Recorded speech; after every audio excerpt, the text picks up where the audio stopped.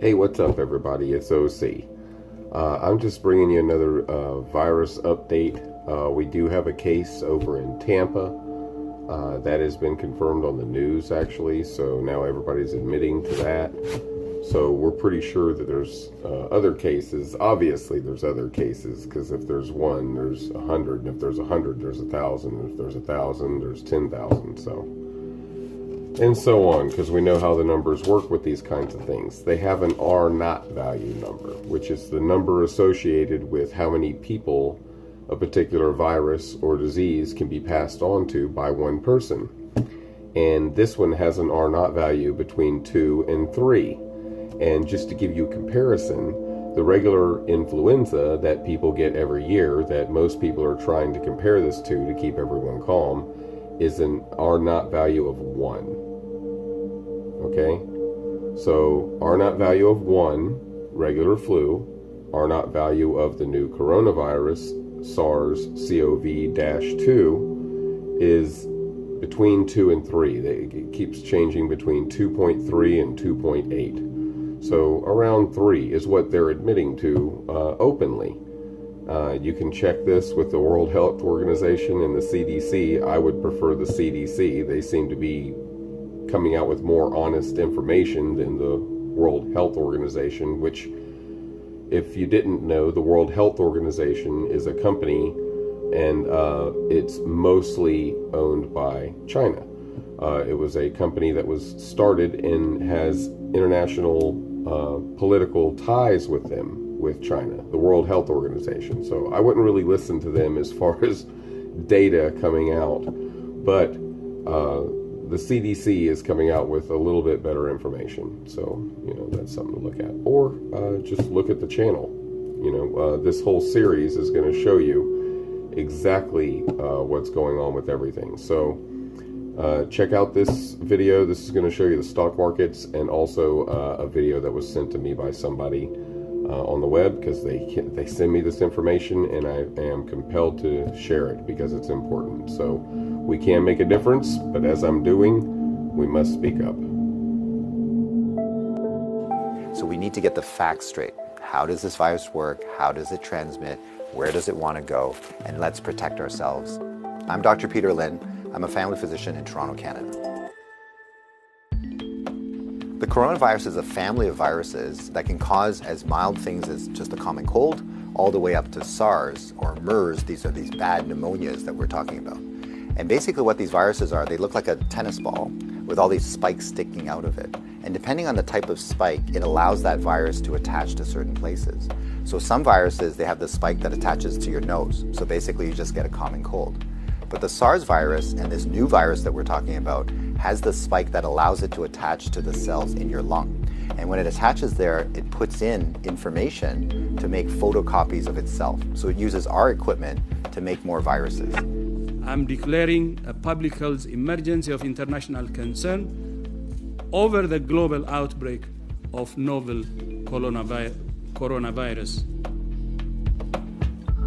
Most of the coronaviruses live in animals. In this particular case, it was from Wuhan. There was a fish market where they were selling live animals.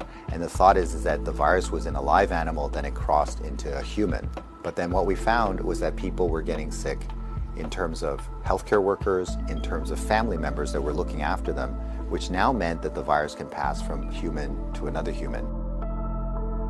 Just like all viruses, it needs to reach a target, which is your lung. And it has to get there with your help. It has no feet and no wings. So therefore it needs us to move it there. So that's why we keep saying, don't hang around sneezy people because you're going to breathe it in. And don't touch your face because that's how the virus is going to get in. The masks are helpful, but they're not necessary because they're leaky. The ones that you and I buy basically have pockets here, so therefore the virus can get in. What the masks really do is they stop us from touching our face. If you're sick, we tend to mask you, so therefore you're not spewing out the viruses to other people sitting around you. The true people that have the real masks are the N95. Those are sealed. These are for the doctors that may be caring for the patients. So in the beginning, the coronavirus will cause kind of like flu-like symptoms or a cold. So people just get the stuffy nose, that kind of thing. But you'll understand that as soon as that virus starts manufacturing in your lung cells, they're producing all these copies of the virus, all of a sudden now you kill the lung cells. So now you can't exchange oxygen, and that's why one of the early symptoms is people get very short of breath and they tend to have a difficult time breathing, and that's why they end up in hospital. So currently, unfortunately, we don't have a direct treatment for the coronavirus. So we don't have a medication that can kill it off. And so it's really supportive. So in other words, the patient can't breathe, we give them oxygen, help them to breathe. They can't drink, so therefore we give them fluids to support them. Their kidneys begin to shut down, we help them with all those things. So it's a very supportive process. This is a new virus that we've never seen before. So our immune system, our army, are having a hard time figuring out what to do. So usually what we have to do is we make something called antibodies. So these are things that can grab onto the spikes that we see on the virus, and it'll get rid of the virus for you, and that will actually bring you back to good health. So therefore the elderly may have a worse outcome, and of course the young children. So the babies, their immune system is not so good either, so they may not make those antibodies as well. So just remember, your hands may be with virus. Virus cannot hurt you because it can't get through the skin, but the moment I do this, now I've brought the virus right to where it wants to go. So let's remember not to touch our hands to our face. So let's say you think that you might have been on a plane or you might have bumped into somebody that has it. What should you do? So the first thing is to contact a healthcare worker to tell them that potentially you have it. If you're feeling symptoms and you're going to go into a facility, call ahead. Okay, so whether you're calling the paramedics or whether you're calling the hospital or your doctor, just mention that you were on a flight. If you don't have any symptoms, then what we do is a little bit of a self-quarantine. In other words, we can just keep you away from other people, and so you don't go into parties, don't go with your friends, don't go into public transportation. So we can contain it very easily by making sure that you do a self-confinement, so to speak, for the, let's say, 7 to 14 days is the longest incubation time. So after that, if you're feeling well, then you don't have anything to worry about.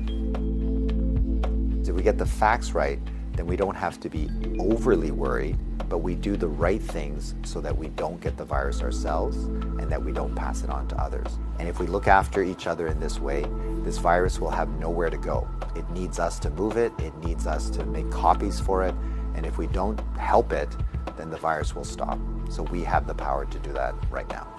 In Asia, falling overnight, Hong Kong's Hang Seng fell 1.8%. South Korea's Kospi fell nearly 3.9%. Shares of South Korea's two largest airlines down as they canceled flights to the city of Daegu, where many of the new cases were detected. Meantime, Italy's government is scrambling to deal with the biggest outbreak of the coronavirus outside of Asia. Stocks there were lower overnight. The government placed at least 10 towns in northern Italy under quarantine and canceled the last few days of the Venice Carnival. Elsewhere in Italy, schools, museums, universities, and cinemas were closed, and major soccer matches were canceled. At this point, I mean, Boris Johnson out earlier today, Andrew, saying that the risk to UK citizens just over there remains low. I would say that our officials would say that here too. The risk to the U.S. citizens remains low. But there's a significant difference between supply chain disruption, slowing dozens and dozens and actually hundreds of companies. Absolutely. And that's dampening global growth. What worries me is that we don't know 3 months, 6 months, 9 months. If it ever gets to the point where we start to see, in a lot of countries around the world, these breakouts where they don't even know the origin of some of these, and if they multiply like that, that's when I think it could really get. At this point, it's still a global growth slowdown. Nobody in most of the world is worried that they're going to catch coronavirus, and they can't go out and they can't go to the movies or the health club or to a restaurant. But that I just wonder. Look, we don't know. There are major travel that's being changed right now. Conferences are being canceled. There was an article in Time magazine speculating whether the Olympics in Japan over the summer will be canceled. So there's real implications here that could reverberate. Having said that, the farther we get to the spring, the better it gets in terms of weather. There's a whole sort of view about how the flu, I was looking at some of Jim's tweets earlier. If you go too far with the fear and the panic, you're accused of one thing. If you don't go far enough, you're accused of the other thing. So we really just need to sit here and each day report on the facts and try to remain detached. But there's something about a pandemic that just is different than other black swans. It's a frightening prospect. Anyway, let's get right back to our guest of the morning.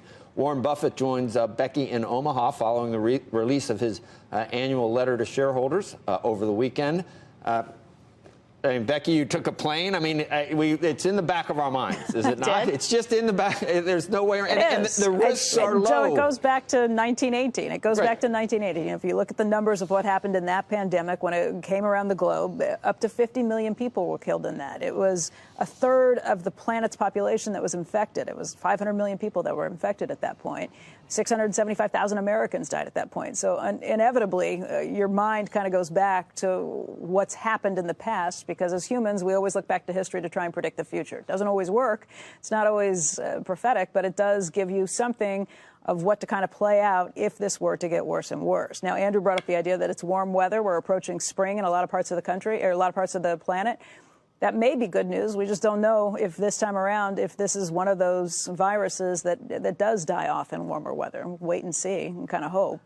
Yeah, actually, I think this, from what I've heard from people that know a lot more about viruses than I do, that unfortunately this will make it through the summer, and in terms of having a vaccine, it's a long ways off. So. You've got, it is scary stuff. I don't think it should affect what you do in stocks, but in terms of the human race, it's scary stuff when you have a pandemic. Yeah, I guess this one's particularly frightening because it's new.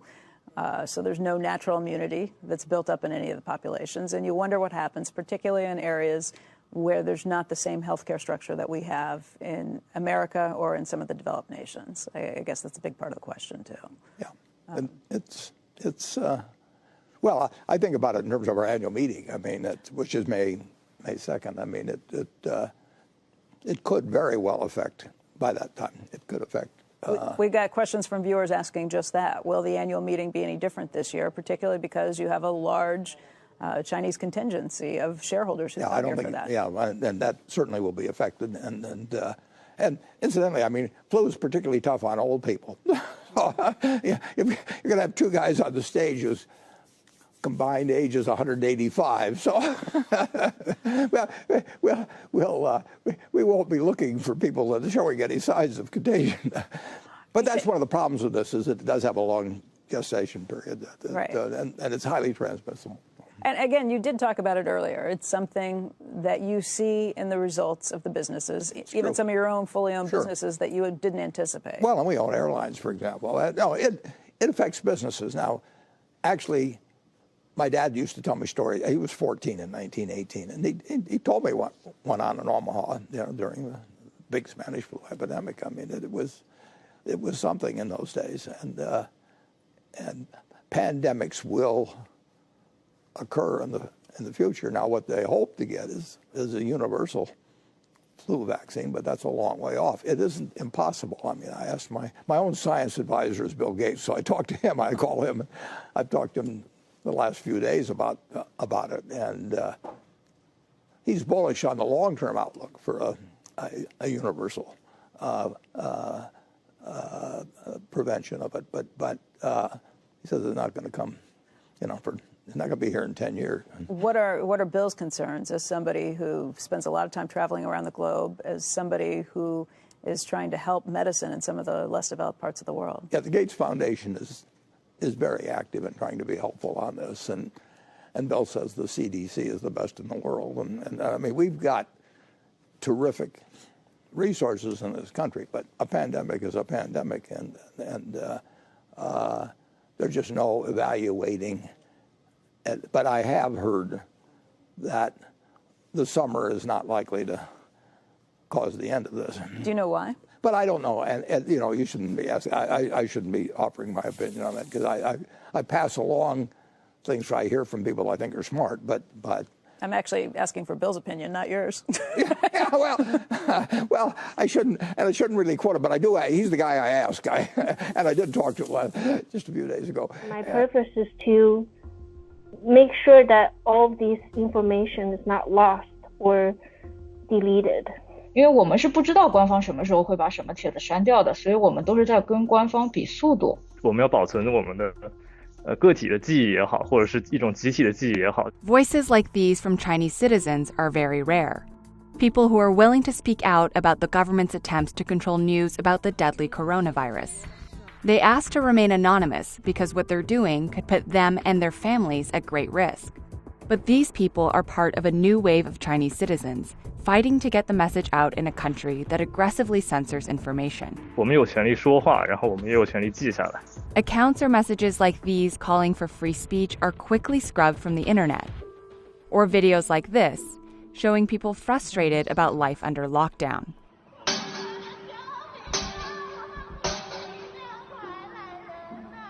Posted online one day, but gone the next.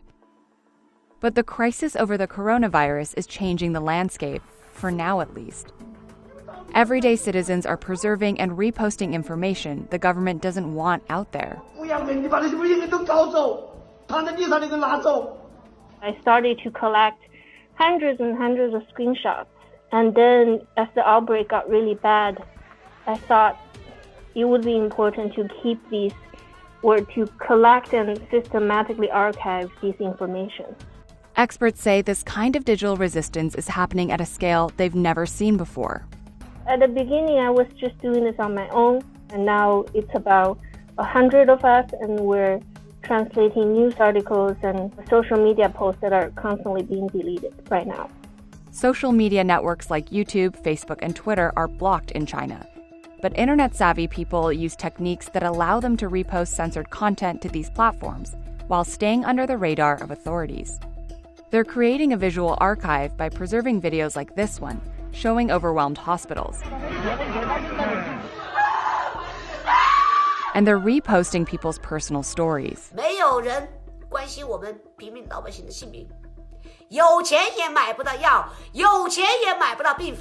Some are also turning to less obvious platforms, including GitHub, which is a site mostly used by coders. 很多备份团队都把他们的备份放在了 GitHub 上面。然后还有一些团队的话是在电报上面把一些微博跟微信上被审查了的截图发在电报的频道上面。Another taboo Chinese citizens are pushing back on? They're making open and widespread calls for freedom of speech. These were triggered by the death of Dr. Li Wenliang. He was an early whistleblower who warned about the virus and was punished by officials for speaking out. He died in early February from the coronavirus. Right after his death, the hashtag I Want Freedom of Speech started to trend on Weibo, a Chinese social media site. Then it was quickly censored by the government. 就在李文亮医生去世那天晚上，整个微博上就好像所有人都突然意识到说言论自由很重要，然后我们要说话。The censorship that followed just further kind of galvanized us and made us feel that really the government was prioritizes censorship and suppressing free speech rather than acknowledging that they've made a mistake in arresting him. Dr. Li's become an icon in the online fight for freedom of speech between censors and citizens. So who's winning? For now, citizens are staying a step ahead of the authorities. But a renewed government crackdown could test the strength of this digital resistance.